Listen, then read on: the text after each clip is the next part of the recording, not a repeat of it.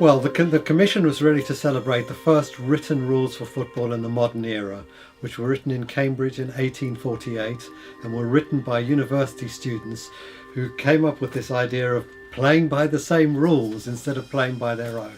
So Parker's Piece was really, in many ways, the birthplace of football in the modern era.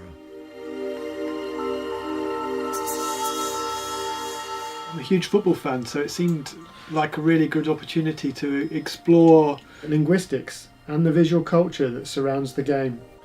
Yeah, I suppose for me what I really like about bringing football and art together is actually it's football and sport in general is a language which everybody really understands, and it's a way of breaking down this kind of barrier between what's perceived to be high art and something which everyone enjoys as a kind of everyday part of their lives. And I think I've always been really interested in placing art back in those places where it really touches and connects with people's daily experience. And I think that's particularly the case with this commission, because it's this small area of grass in the middle of Cambridge where people do go and have a kick around, and people maybe don't realise quite the significance of that location in terms of football and the history of football in this country, but then how that then reflected in a global way, because from the first codification of the rules of football, they spread through trade and transport and the kind of the world getting to be a smaller place. And it's quite remarkable to imagine that much of that came from this small place in the middle of Cambridge.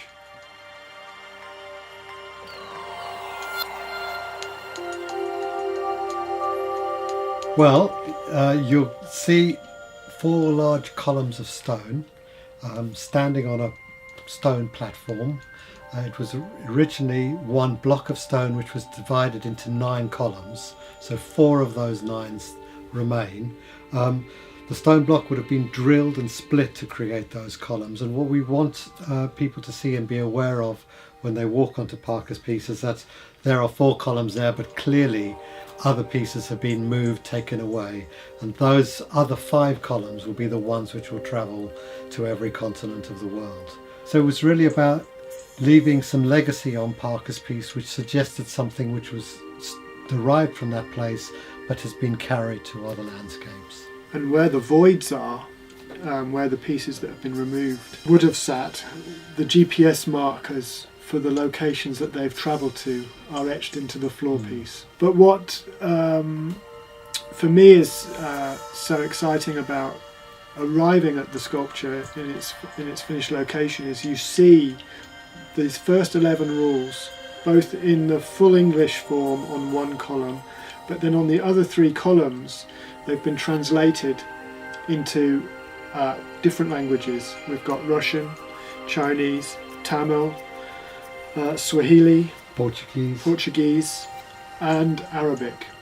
And actually that whole process of translation was really interesting, because these rules are 150 odd years old.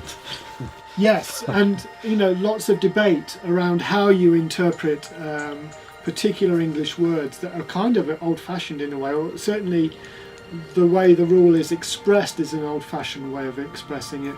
So there's been lots of toing and froing with our collaborators to make sure that we get the right nuance to how the rule is translated.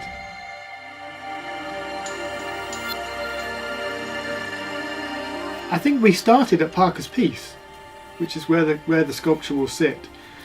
But it was much more than that for us. It wasn't just a case of leaving a marker on Parker's, because the game has become so global that we wanted to somehow embrace that. Yeah, I think also when you're in Parker's Piece, Cambridge, you're so aware that it's such an international city, and you're seeing all these people, students from all over the place walking through this bit of landscape, and I think that's what brought home to me the fact that actually just to mark it in Cambridge and not to acknowledge the rest of the world would be a real omission actually in terms of what we're trying to achieve. So it's then how do you unpack something which has its place in Parker's Piece but then also embraces all these other landscapes. And it was those kind of conversations that I think ultimately led to this notion of making a sculptural object which could be split, which could be spread, which could tell different stories.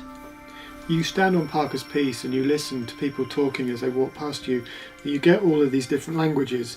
You realise that you're in an incredibly cosmopolitan city. And it was about trying to do some kind of engagement that was a cultural exchange around the rules of football. Because football is this common universal language. And I think that was what we were trying to explore.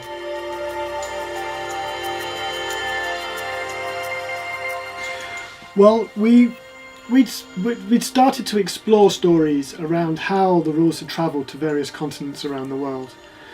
And these were historical stories in the main. It's about how you understand football arriving in various places. But then we discovered that Street Child United, a Cambridge-based NGO, was actually using football in many of the locations that we were actually interested in going to with the pieces of stone. So it seemed like a perfect opportunity to collaborate with a Cambridge-based charity. I mean, we discovered that Charles Miller took the rules with him to Brazil and was involved in the setting up of Corinthians Football Club. And Street Child United are working with a project there in a favela in Rio, with very young kids of, both girls and boys playing football and creating a safe zone. And those two stories in their own right were really interesting, how football had travelled there, but also what's happening in a contemporary landscape. So they offered us a chance to kind of revisit that historical context, but with something which was real and actually taking place on the ground now. So I think we've got some really interesting locations for the stones. We're sending one to Brazil, one to Kenya, India and Egypt with Street Child United. And the fifth is going to China with Shanghai Greenland Shenhua, the football club there. We had planned to send one to Russia to coincide with the Street Child World Cup, but because of the current political situation, we've had to change that plan.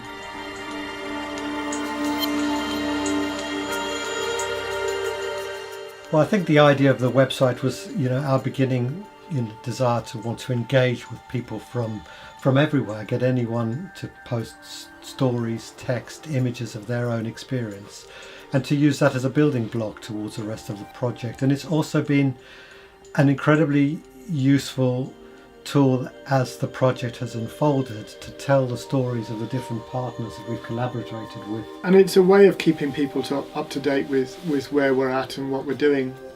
We've done podcasts.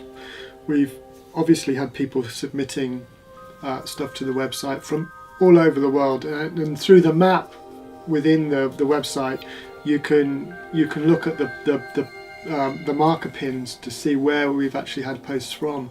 But we've also been able to kind of trace the trajectory of the sculpture itself from, collecting the stone in Portugal through processing it. And I think that's been quite an important part of telling that whole process in a very visual way.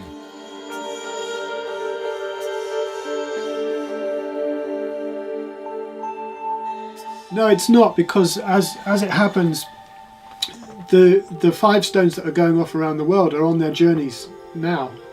So we've still got to document that, and we've still got to record their arrival and their placement, and that will be ongoing on the website, but that will also be part of the book that we're now going to be starting to prepare, which will be this special publication which we'll be able to share with all our partners, and will be the kind of legacy document for the project.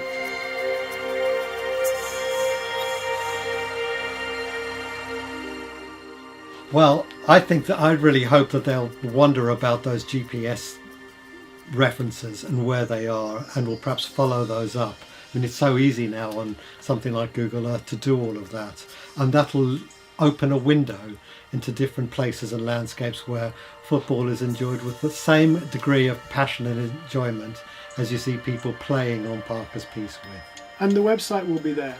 It'll be there, it's referenced on the stones, so you can go straight to the website and you can discover the whole backstory and all of the places, and you can still be part of it. You can make your own submission.